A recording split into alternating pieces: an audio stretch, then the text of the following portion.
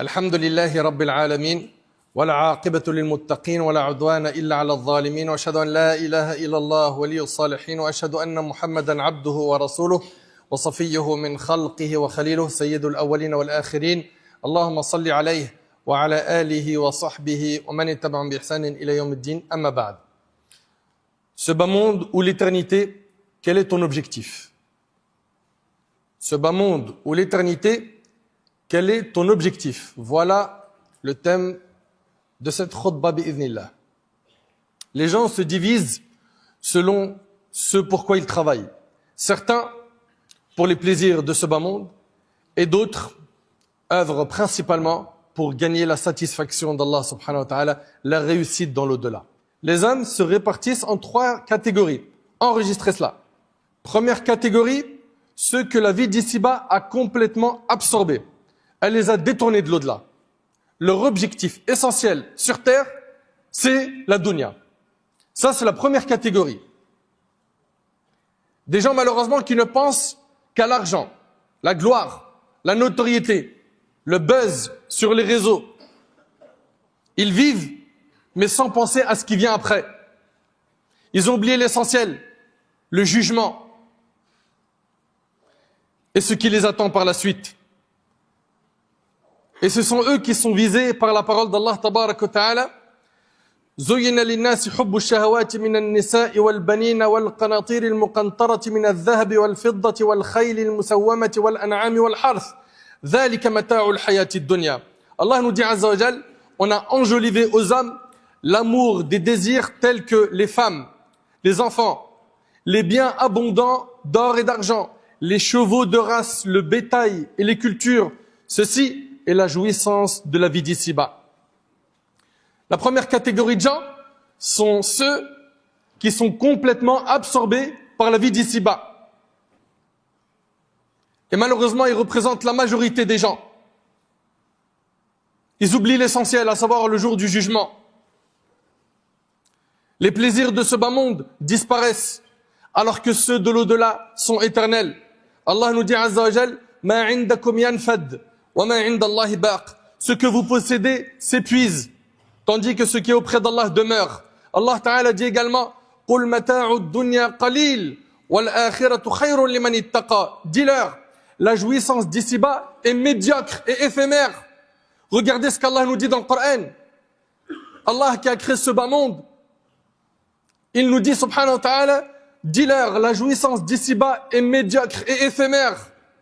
L'au-delà est meilleur pour celui qui craint Allah. Et l'imam al-Bukhari et Muslim ont rapporté dans le hadith d'Ibn Abbas, il est également rapporté par Anas, par Abdullah ibn Zubayr, par Abu Musa al-Ash'ari, radiyallahu anhum, que le prophète sallallahu alayhi wa sallam a dit, si l'homme possédait une vallée d'or, écoutez bien, si l'homme possédait une vallée d'or, il en voudrait une deuxième. C'est-à-dire quoi? Que la gourmandise concernant ce bas monde, elle est trop grande chez l'humain. Celui qui a fait le million d'euros, son rêve c'est de faire le 2e million d'euros. Celui qui a fait le 2e million d'euros, il veut continuer à grimper dans les chiffres. Si l'homme possédait une vallée d'or, il en voudrait une deuxième. Et rien ne remplira sa bouche si ce n'est la terre. Et cela signifie qu'il ne cesse de courir après ce bas monde jusqu'à ce que la mort l'atteigne et que seule la terre de sa tombe remplisse son ventre. Et rien ne remplira sa bouche si ce n'est la terre, mais Allah accepte le repentir de celui qui revient à lui. Allah tabarak wa ta'ala nous expose la situation de ceux qui ne veulent que ce bas monde et la situation de ceux qui ne veulent que l'au-delà. Allah ta'ala il dit Man kana yuridu al-ajila ajjalna lahu fiha ma nasha'u liman nurid thumma ja'alna lahu jahannama yaslaha madhmuman madhura wa man arada al-akhirah وسعى لها سعيها وهو مؤمن فأولئك كان سعيهم مشكورا. À celui qui désire la vie immédiate.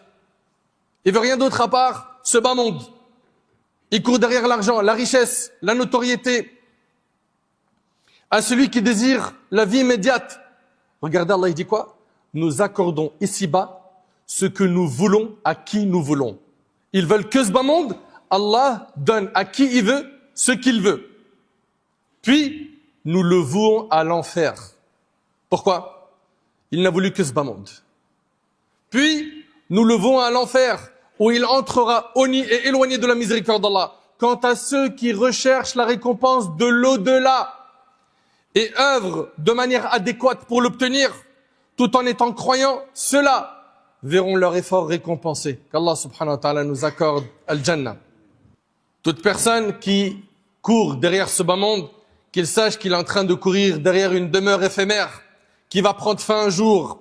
Allah ta'ala décrit ce bas monde en disant وَمَا هَذِهِ الْحَيَاةُ الدُّنْيَا إِلَّا لَهْوٌ وَلَعِبٌ وَإِنَّ الدَّارَ الْآخِرَةَ لَهِيَ الْحَيَوَانُ لَوْ كَانُوا يَعْلَمُونَ. La vie d'ici-bas n'est que distraction et jeu, alors que la demeure de l'au-delà est la vraie vie. S'ils savaient, Allah, notre Seigneur, notre Maître, Azza wa Jal, il nous dit que la demeure de l'au-delà est la vraie vie. S'ils savaient. Si seulement on faisait des bons calculs. N'importe qui sur Terre n'entre pas dans un business avant d'avoir la certitude que c'est bien sécurisé, qu'il n'y a pas d'arnaque, qu'il va pouvoir tirer des bénéfices. Donc tu fais tes calculs dans la tijara, dans le commerce sur Terre. Mais comment ça se fait qu'il y en a certains qui ne font pas de calcul pour ce jour, le jour du jugement? Comment? As-tu oublié que tu seras ressuscité? Que tu vas comparaître devant le Seigneur des mondes? Qui va te juger? Qu'est-ce que tu vas lui dire? Avec quel bagage tu vas te présenter? Donc là, on vient de voir la première catégorie de gens, ceux qui ont été absorbés par ce bas monde et qui ont négligé, oublié l'au-delà, qu'Allah nous en préserve. Deuxième catégorie de gens, ce sont ceux qui travaillent davantage pour ce bas monde que pour l'au-delà. Ils bossent plus pour ce bas monde que pour l'au-delà. Par manque de clairvoyance, par faiblesse de foi, par manque de compréhension. Pour eux, ce bas monde, c'est la base. Et la religion, c'est une chose secondaire. Et qu'est-ce qu'ils sont nombreux? Qu'est-ce qu'elles sont nombreuses? Il n'y a qu'à voir aujourd'hui les contrats que certains signent sans se renseigner. C'est halal ou haram. Ou bien d'autres qui vont tout faire pour maintenir leur public sur les réseaux sociaux, quitte à écraser les valeurs de leur religion. Pour eux, la religion, malheureusement, est une chose secondaire. Leur quotidien en témoigne. Leurs vies sont vides des devoirs religieux et remplies de futilité et de distraction. C'est malheureusement le cas de beaucoup de musulmans aujourd'hui. Ils négligent les obligations d'Allah, que ce soit la salat, la zakat, le hajj, le jeûne. Et même lorsqu'ils accomplissent certaines œuvres, ils ne les font pas comme des adorations sincères, mais plutôt comme de simples habitudes sociales, juste pour faire comme les autres. Bien sûr, je ne suis pas en train de généraliser. Tout cela est le signe d'une faiblesse de foi en Allah et en l'au-delà. Ces personnes sont en grand danger si ils continuent comme cela, sans corriger leur intention, sans donner la priorité à l'au-delà, sans comprendre que l'au-delà est la véritable demeure et que ce bas monde est voué à disparaître. Allah tabarak wa ta'ala nous dit bal tu'thiruna al-hayata ad-dunya wal-akhiratu khayrun wa abqa. Cependant, vous préférez la vie d'ici-bas à celle de l'au-delà, qui est pourtant meilleure et plus durable. Allah tabarak wa ta'ala dit araditum bil hayati ad-dunya min al-akhirah fama mata'u al-hayati ad-dunya fi al-akhirati illa qalil. Préférez-vous la vie présente à l'au-delà? La jouissance de la vie présente n'est que peu de choses comparée à celle de l'au-delà. En tant que musulman, on doit d'abord travailler pour l'au-delà avant de travailler pour ce bas monde. Le travail pour l'au-delà doit passer avant le travail pour ce bas monde. Allah Ta'ala dit وَابْتَغِ فِي مَا أَتَاكَ اللَّهُ الدَّارَ الْآخِرَةَ وَلَا تَنْسَ نَصِيبَكَ مِنَ الدُّنْيَا وَأَحْسِنْ كَمَا أَحْسَنَ اللَّهُ إِلَيْكَ. Recherche plutôt à travers ce qu'Allah t'a accordé la demeure dernière, sans oublier ta part d'ici-bas. On n'est pas en train de dire qu'on met une croix sur la vie d'ici-bas. Allah il dit n'oublie pas ta part de la vie d'ici-bas. Cette dunya elle vient à toi de manière halal, prends-la et donne le droit d'Allah. Et reste focus sur l'au-delà. Mais ne vis pas comme certains qui ne pensent qu'à l'euro, qu'à l'argent, qu'à la dunya. Recherche plutôt à travers ce qu'Allah t'a accordé la demeure dernière, sans oublier ta part d'ici-bas. Sans oublier ta part ici-bas, sois bienfaisant comme Allah l'a été envers toi. Première catégorie, c'est ceux qui ont on a dit, étaient absorbés par la dunya et qui ont négligé l'au-delà. Deuxième catégorie, ce sont des gens qui font plus pour ce bas monde que pour l'au-delà. Troisième catégorie, qu'Allah subhanahu wa ta'ala nous compte parmi cette catégorie. Ce sont ceux qui ont vendu ce bas monde pour l'au-delà. Allahumma ja'alna minhum ya Rabb. Ils ont consacré leur vie à l'obéissance d'Allah, à son adoration et à la recherche de son agrément. Ils multiplient les bonnes œuvres dans tous les domaines. La vie d'ici-bas ne les détourne pas de leur objectif, ne les empêche jamais d'accomplir leurs obligations. Mieux encore, ils ne se contentent pas de faire les actes obligatoires, mais ils aiment tellement Allah qu'ils font également des œuvres surrogatoires afin d'élever leur degré auprès de lui. Allah tabaraka wa ta'ala dit dans le hadith al-Qudusi, mon serviteur ne dispose pas d'un moyen de se rapprocher de moi qui me soit plus cher que l'accomplissement de ce que je lui ai imposé. Allah, ce qu'il aime le plus, c'est les œuvres obligatoires. Regarde la suite. Mon serviteur n'a de cesse de se rapprocher de moi chaque fois qu'il accomplit des œuvres surrogatoires jusqu'à ce que je l'aime. Plus tu vas faire des œuvres surrogatoires, plus Allah il va t'aimer. Et c'est rapporté par Al-Bukhari sur Abu Hurayra. Le bas monde n'a pas de valeur pour les personnes qui ont pris le chemin de l'au-delà. Ce bas monde ne les impressionne pas. Ils ne vivent pas pour ce bas monde. Ils savent très bien qu'il ne vaut rien. Regardez les pieux prédécesseurs, ils rivalisaient dans le bien.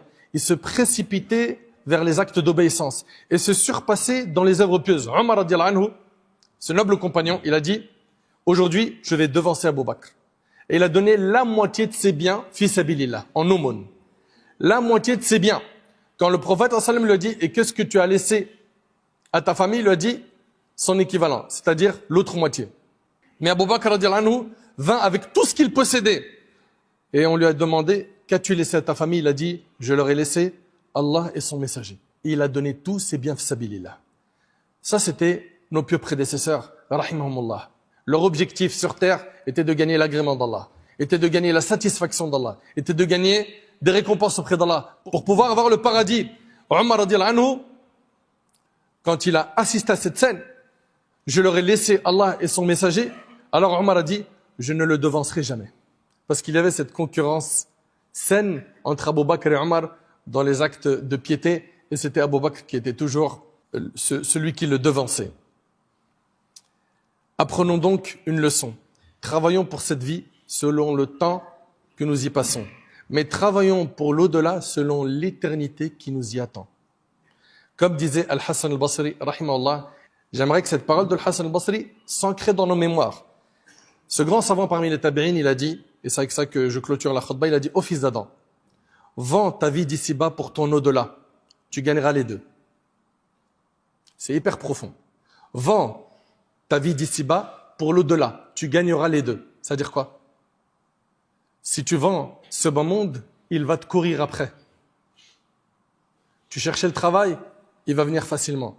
La femme pieuse, le mari pieux, sans effort. Tu vas voir que ce bas monde, il va te courir après. L'argent, la baraka, dans la santé, les biens, vends ce bas monde. Pour l'au-delà, tu gagneras les deux. Tu gagneras ce bas monde et tu gagneras l'au-delà. Et il a dit, mais ne vends pas ton au-delà pour cette vie. Tu perdras les deux. Mais ne vends pas ton au-delà pour cette vie. Tu perdras les deux. Si tu restes focus uniquement sur la dunya, tu vas la perdre.